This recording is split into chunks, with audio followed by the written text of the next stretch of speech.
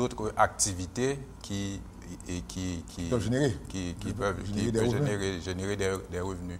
Et, par exemple, sur les maillots, les équipements de sport. Par exemple, pour un Haïtien, avoir un maillot du Brésil, ça représente beaucoup de choses. Il va investir dans ce maillot pour se le procurer. Donc, c'est ça. Mais il y a aussi le côté recette, par exemple, qui représente, pas le côté recette, mais le côté dépenses, puisque nous parlons d'usines. Alors, avant de parler de dépenses, je voulais donner une précision. Je parlais de 13%, recette de 13%. Recette de quoi? Non, recette de match de football. Ah, ok, d'accord. Non, mais les 73%, c'est pour les droits de télévision. Donc, j'en parlais qu'à là. En dépit du fait que on parle d'une équipe, les recettes de match ne représentent que 13%. Oui, 12% plus précisément. 12% précisément. Ouais. Maintenant, ces revenus-là sont complétés aussi par des dons, des cotisations des supporters aussi. Oui. Il y a les cotisations des supporters, ça va dans autres revenus. Autres revenus. Donc les clubs reçoivent cette participation-là. Oui. Alors maintenant, voyons. Donc les revenus sont des revenus très importants. On parle du budget, les clubs ont leur budget. Oui, ils présentent leur budget depuis la fin de l'exercice passé, préparent leur budget et savent déjà sur quels joueurs ils vont investir. D'ailleurs, on a un exemple simple. Des joueurs qui perçoivent des millions et des millions de dollars. Donc, vous comprenez qu'il ne s'agit pas de chiffre d'affaires et what. Très bien. Maintenant, qu'on fait bonne année, on a parlé de revenus, des sources de revenus, on peut parler des recettes et provenant des matchs, de vente d'espaces publicitaires et aussi de royalties, puisque lorsqu'on met, par exemple, le logo de l'équipe ou un joueur qui appartient à l'équipe, etc., partie de l'équipe sur un maillot, ça rapporte beaucoup d'argent. Mais voyons, il y a des sponsors importants aussi, vrai, des équipes. Mais qu'en est-il des dépenses particulièrement? Bon, des dépenses, ça représente à peu près 75%. Il y a 75% de recettes de dépenses de préférence pour les clubs. C'est-à-dire, les dépenses proviennent, en fait, quand je dis 75%, je vois surtout 75% au niveau du paiement. La rémunération des joueurs. La rémunération des joueurs. N'oubliez pas que le joueur a aussi des primes de match. Donc ça représente en tout 75% sur l'investissement, les charges attribuées aux joueurs. Je crois avoir vu sur le net, que je ne sois pas un grand du foot, que Cristiano Ronaldo est l'un des joueurs qui a le plus un chiffre d'affaires important, 35,2 oui, donc millions c'est Cristiano Ronaldo, Messi, puisque ce sont eux qui font briller, qui font vibrer l'écran lors des matchs de football. Et ce sont eux, ces deux joueurs surtout, qui défrayent la chronique et qui vont continuer à défrayer la chronique au cours de la compétition mondiale qui aura lieu la semaine prochaine. Très bien. Vous allez en train de dire très clairement que ces clubs de football qui ont des dépenses représentant 75% de leurs recettes pour la rémunération de leurs joueurs arrivent quand même à dégager un profit et à rémunérer l'investisseur propriétaire. C'est bien le cas, hein? Donc, il y a quand même des profits importants résultant de l'exploitation d'un club de football. Oui, beaucoup de profits. N'oubliez pas aussi, s'il y a profit, comme vous le savez aussi bien que moi, il y aura aussi le côté fiscal. Il y a des impôts. Et c'est pour ça qu'on a vu récemment un champion du monde. Et si j'ai bonne mémoire, c'est Félix Magath, si j'ai bonne mémoire, qui, après une fausse déclaration, a été sanctionné de 3 ans de prison. Alors, pour déclaration frauduleuse. Donc, disons très clairement que les revenus qui sont transférés aux joueurs par l'intermédiaire du club sont imposés dans l'État où le joueur évolue. Certainement. Parce que le revenu est gagné dans le pays. C'est ça. Donc le pays où évolue le joueur a, je dirais, des intérêts financiers et économiques dans, je dirais, l'expansion du sport. Et en plus de ça, dépendant aussi de la nature, de la loi fiscale du joueur, qui évolue à l'étranger, eh bien, il est aussi dans l'obligation peut-être de produire une déclaration dans son pays. Dans son pays, oui. Donc, on parle d'une activité... Pour nous, en Haïti, puisque nous représentons quand même l'OCPA, je pense que les revenus gagnés à l'étranger ne sont pas taxables, si j'ai bonne mémoire. Là... C'est autre chose. Donc, là, pratiquement... Et là, on parle pas... Non, alors, dans les pays où, par exemple, on impose le revenu global, c'est-à-dire, quel que soit l'endroit où le revenu est gagné, il faut que le bénéficiaire qui a sa résidence dans ce pays, son domicile dans ce pays, produise sa déclaration d'impôt. C'est le cas, par exemple, pour les Américains, les Français, etc. Donc, on n'a pas encore cette situation en Haïti. Mais ce qui est important, c'est que là, voyons cet aspect. Donc, Cristiano Ronaldo produit une déclaration d'impôt dans le pays où il évolue, et, dépendant de la licence fiscale de son pays, il produit une déclaration également. C'est bien le cas. Je ne connais pas la loi fiscale du Portugal. Je ne peux pas l'affirmer. Très bien. Mais une chose est sûre, ces joueurs, ils gagnent un profit et payent l'impôt dans le pays même où le revenu est réalisé. Très bien. Maintenant, voyons. Le club de football a son budget, il a aussi ses rapports financiers. Oui, et ces rapports sont toujours audités. Ah bon? Oui, certainement. Ça veut dire Parce que n'oubliez pas que nous parlons non pas d'une équipe de football, nous parlons d'institutions de société. De société, on peut même dire commerciale, parce que c'est un commerce. Mais est-ce qu'on peut avoir aussi des clubs qui sont la formation, l'initiative de particuliers et sous forme d'association? Oui, il en bonne de ces clubs. Il en bonne de ces clubs, et ceci à travers le monde, et même chez nous en Haïti, où des jeunes se réunissent, où un groupe d'anciens joueurs se réunit pour monter une équipe. Mais en général, chez nous, on monte une équipe de football et non pas un club. Et c'est ce à quoi nous devrions travailler pour permettre à Haïti un jour d'avoir des clubs omnisports et afin de viser vers l'euro. Très bien. Étant donné, je fais état de monter une équipe, ensuite passer à un club, on va devoir prendre une pause, pour assurer cette transition-là, et reprendre dans quelques minutes. Sur ce, on prend une pause, on vous revient.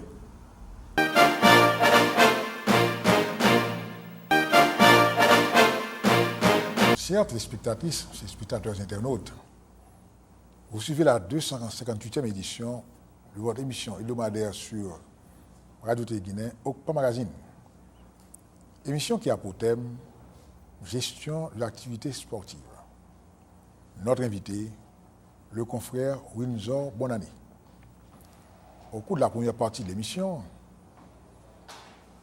votre attention a été attirée particulièrement sur les différentes étapes de l'évolution d'un athlète ou d'un joueur et de la phase, je dirais, où le jeune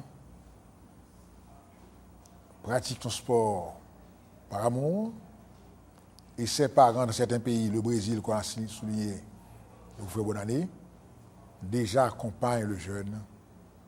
Et l'objectif est que ce jeune embrasse comme carrière le football, pour citer l'exemple du Brésil. Dans d'autres pays, c'est le volleyball, le basketball. Et le confrère Bonannée a bien mentionné le caractère d'affaires ou d'entreprise des clubs. Donc, on n'est pas en présence uniquement d'une activité sportive pure. Il y a un côté gestion qui est exigeant, il y a un côté aussi investissement où les clubs sont de véritables institutions ou entreprises, propriétés d'investisseurs à la recherche de profit. On comprend très bien, avec de tels niveaux de dépenses pour acquérir un joueur, ces clubs-là sont quand même rentables et arrivent à produire des dividendes au bénéfice de leurs propriétaires. qui ne sont pas nécessairement des footballeurs ou des volleyeurs, etc. Eh bien, confrère Bonannée, les équipes sont constituées, les clubs sont constitués comme une véritable institution. Comment se réalise la gestion, je dirais, à une échelle plus avancée, à savoir les fédérations? Établissez pour nous, s'il vous plaît, les relations entre les clubs et une fédération nationale. Avant de passer à cet aspect, je tiens à souligner pour la gouverne des téléspectateurs qu'au Brésil, par exemple, les Haïtiens apprécient le football brésilien. Mais il faut dire que le Brésil, dans le domaine du sport, est un grand pays, que ce soit en volleyball, en basketball, où il participe toujours dans le dernier carré et a même remporté des compétitions internationales, des compétitions au niveau des Jeux olympiques, et que ce soit en football, en volleyball, en athlétisme et dans d'autres disciplines sportives. Donc le pays, au niveau même des Jeux olympiques, je me souviens la fois dernière à Londres, le Brésil avait remporté 4 médailles d'or et figurait parmi les 10 premiers au classement des médailles. Et alors que l'Argentine aussi est un grand du volleyball et assez souvent joue un rôle de trouble fête et arrive tout simplement en finale. Donc pour revenir, à part les équipes de football, il y a aussi la fédération. C'est la fédération qui gère, en d'autres termes, les clubs sont sous la tutelle des fédérations. Puisque c'est la fédération qui gère l'organisation du sport dans tous les pays du monde. Et c'est pour ça qu'au niveau du football, les gouvernements n'ont pas le droit de citer à l'intérieur même d'une fédération.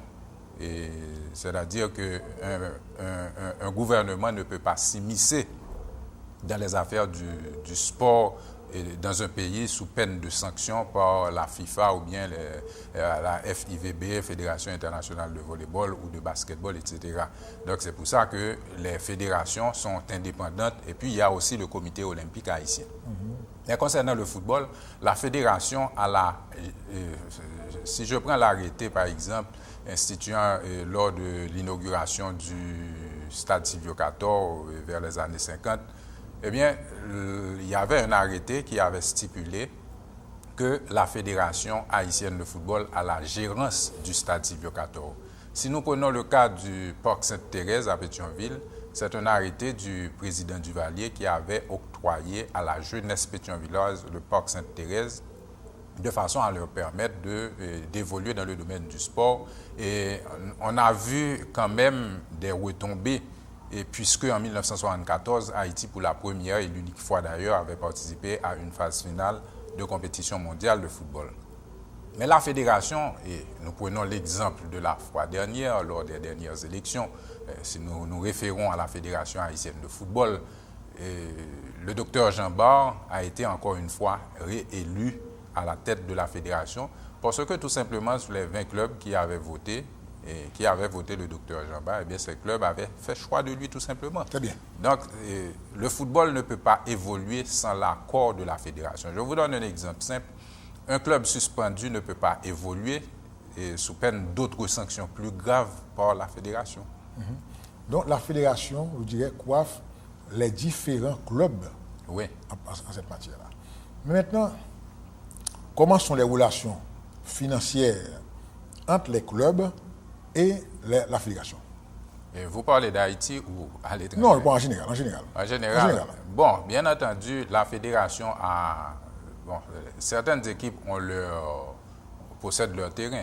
Le terrain, en général, on dit qu'il appartient à la municipalité et les grands clubs, possèdent leur terrain et ont un pourcentage qu'ils versent à la fédération à l'issue de chaque rencontre de sport, de football, par exemple. Donc, c'est de ces revenus aussi que la fédération, et il y a aussi les revenus provenant de la FIFA qui est l'instance suprême dans l'organisation du football mondial. Et aussi en Haïti, le Comité international olympique et la Fédération internationale de football, la FIFA en d'autres termes, octroient toujours des dons à la fédération. Donc c'est ainsi que ça se passe. Et je pense que la fédération a un droit de supervision aussi sur toute l'étendue du territoire. Alors, je viens de dire que la fédération doit évoluer en dehors de l'intervention de l'autorité publique. Oui, et de plus, la fédération a aussi un droit de gérance sur les arbitres, puisque sans arbitre, il n'y a pas de football, il n'y aura pas de football. Et vous savez, et peut-être on va avoir certainement le problème au cours de cette compétition mondiale qui va se dérouler. Et les arbitres constituent en général des problèmes aussi au cours d'un match de football. Il faut choisir les meilleurs et il y a des préparations pour les arbitres, il y a des stages qu'on effectue pour les arbitres, des stages internationaux et tout ça. Donc il faut aussi, et à part la gérance des arbitres du club, mais la gérance aussi même sur le championnat interscolaire de football, par exemple, une fédération a le droit de regard. Très bien. Alors puisqu'on parle de gestion d'activités sportives, alors l'État a aussi un rôle important à jouer. Oui, l'État a un rôle à jouer, parce que n'oubliez pas que l'État doit doter le pays d'infrastructures nécessaires et capables de lui permettre d'évoluer et permettre aux jeunes de choisir, de s'orienter afin de ne pas tomber dans la drogue, dans la débauche, dans toutes mauvaises choses. Donc l'État a pour rôle de canaliser les jeunes, que ce soit au niveau du sport, et l'État aussi a pour rôle aussi de canaliser les jeunes, même au niveau interscolaire, en intégrant la pratique du sport comme la pratique du sport indispensable dans une école. Mais, confrère Bonannée, l'État a ce rôle à jouer pour mettre en place l'infrastructure, mais également apporter, je dirais, un encadrement, puisqu'on parle d'éducation aussi, d'éducation physique. On parle de la santé mentale, physique de la population. Et tu as dit, l'État ne doit pas intervenir dans la gestion de la fédération. Est-ce qu'il n'y a pas là une